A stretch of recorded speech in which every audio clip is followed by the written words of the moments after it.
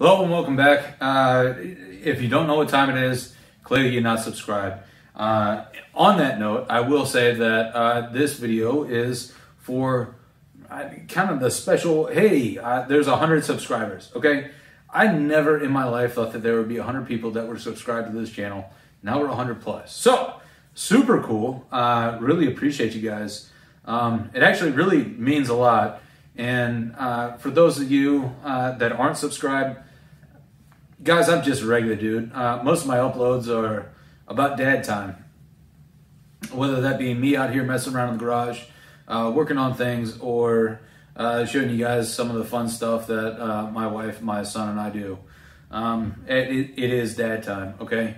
Now, having said that, I do recognize that a lot of you here because of boots. And on that note, and because this is 100 subscribers, I did want to let you guys know that I'm finally going to do the Double H boot update, the official thorough update, and then keep on going from there. So, without whatever. All right.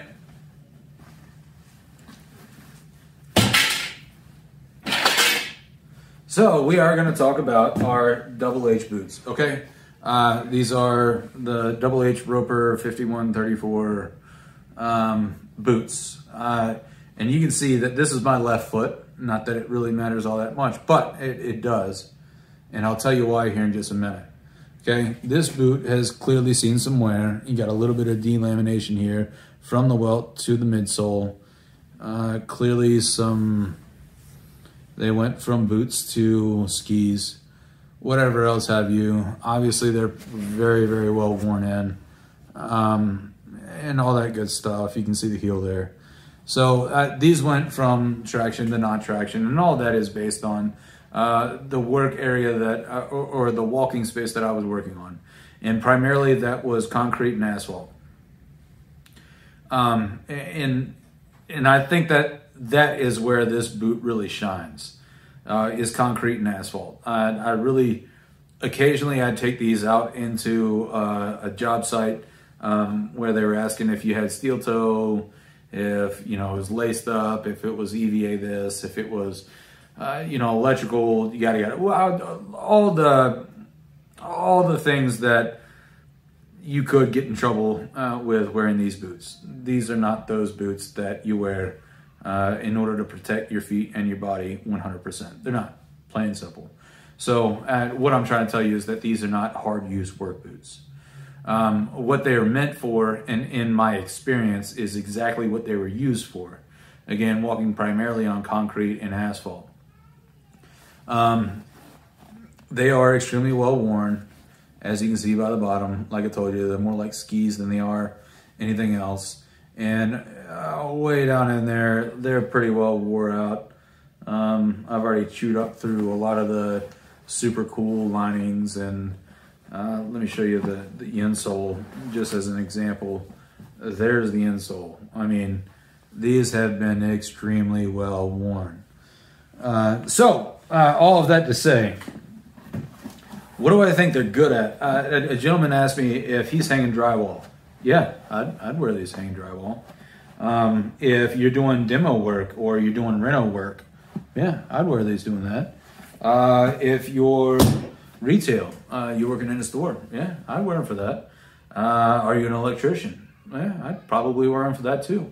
Specifically because they're rated for electrical shock. I'd probably wear them for that. Are they 100% waterproof? No, they're not. They're not gonna be. I don't think ever. So I probably wouldn't wear them for that. And again, like I said in the very first video, are they shit kickers? Yeah. Because they don't have the tread that's going to track that shit all the way through your house. Yeah, I'd wear them for that too. But I don't really think that that's really where these boots were meant to be made. So now I'm going to show you the right boot, and this is no fault of the manufacturer. Obviously, you saw the left boot ended up looking fantastic. The right boot, yeah, that's pretty well fuckered right there. It's pretty well wore out. You can see in my foot pattern, my toe wears out here. The heel wears out quite a bit. Again, we're dealing with a ski as opposed to having any traction. On top of that, we've got a hole blown straight out. Okay, and the reason why we have that hole is because probably about 13, maybe 14 years ago, I broke my toe, and it's never been right since. Never went to the doctor because all they're going to do is tape it to the other toe, and you know, we don't have time for that mess. So, having said all of that, the astute among you might have noticed that there are 2 boxes back here. Now, let's air out some laundry. Okay? These are the DH5134, as in dumbass. Hold on a goddamn minute, 5134s. They are regular width, as indicated by the D. And they are the size 9. That's been stated. DH5134. In case you wanted to buy this exact same pair of boot. All right, now I can get back to the video as prescribed. So, yes, I did buy another pair. And the reason why I did buy another pair is because I am actually working in a retail environment where I keep up with some of the small engine stuff. And I'm primarily just walking around on concrete at a hardware store, more or less. So it is important for me to have my feet comfortable, number one. Number two, that I'm not wearing stacked leather heel and, you know, everything else. Like that, I need my feet to be comfortable, and that's why I bought a second pair of these boots, because of my experience with them the first go around. The first go around, I probably dealt with a little bit more on the ends of hard use, which is probably why they didn't last as long as they could. And for those of you who are curious, I'm now going to let you see the brand new pair of boots that I did buy, how they fit, what they were like when I first put them on. They were exactly like this pair, and I'll describe it and explain to you how tickled I am that they do fit that way. So be patient for those of you who have like motion sickness or is a little bit squeamish. This might be a little bit of a ride, forewarning. Skip ahead probably about, I don't know, 15, 20 seconds.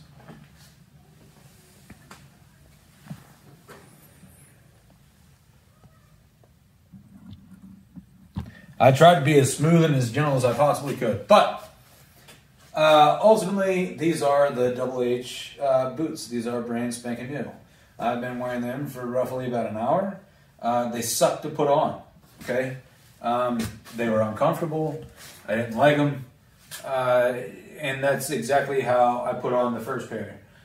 It took me probably about 4 or 5 days to get comfortable in these boots. When I first put them on, I had to slip them through, and I don't know if you guys can see this or not, but like that really narrow part right there, just below the ankle, right before you get to the wide part here, like right in here, I could see the stress of the leather actually expanding a little bit and then popping back on. The way I see these boots, again, is more or less working on a surface similar to what I'm working on right now, or what I'm standing on. I think they look sharp, I think they work, and I think that they're a good quality boot as long as you're not putting them through the fucking ringer, right? So they pass the crouch test. In other words, I can crouch in them, everything's good to go. No worries about that. There's no binding, there's no pinching, there's no anything else. All they need to do is just wear in over time. The fit and finish, again, they're exactly what I bought. The reason why I went with these boots again is because I wanted the same pair of boot. That way I could wear them for another 1.5 years or another 2 years, only maybe just a little bit more gentle on them, so that I can get at least 2 years out of them. I ended up purchasing these from Midwest Boots, which oddly enough is from my hometown, one way or the other. They have 2 locations, but again, from my hometown.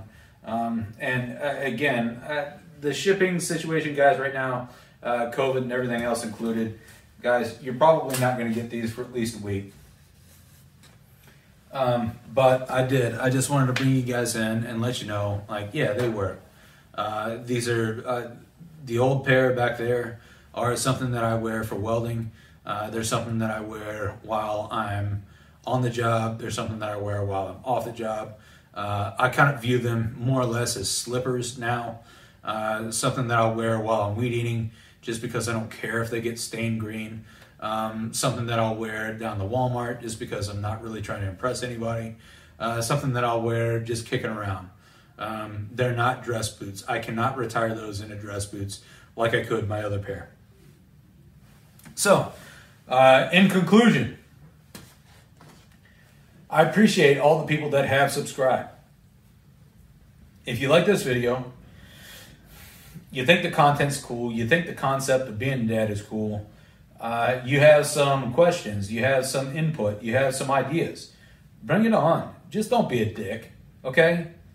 Like, if you're really all that upset, you're really all that, like, fired up to find out exactly what kind of boot this is and exactly what size it is and how many children I have and how, what my mother's maiden name was and everything else, just calm down. I'm not going to include that. I'm a dude. I'm a regular dude, just like any of us. Okay, just calm down a little bit and respect that there is a community that is a bunch of dads and or a bunch of dudes that are invested in boots, that are interested in boots, that like to talk about boots, that like to talk about dad things. Okay. Anyhow, for the 100 of you that have subscribed, I recognize that those are you guys, and I appreciate every last one of you. I would strongly encourage any like-minded individual to bring it on. If you guys want to look at something, if you guys want to talk about like how I built the workbench, you guys want to talk about a new vise, you guys want to talk about a bench grinder, you guys want to talk about anything, just let me know. If you want more welding updates, let me know. All that fun stuff, guys. That's what the comments are for, not to nitpick and be pissy with each other, okay? So I appreciate you guys. Again, this is more or less a congratulatory video for me. I'll catch you in the next one. Bye!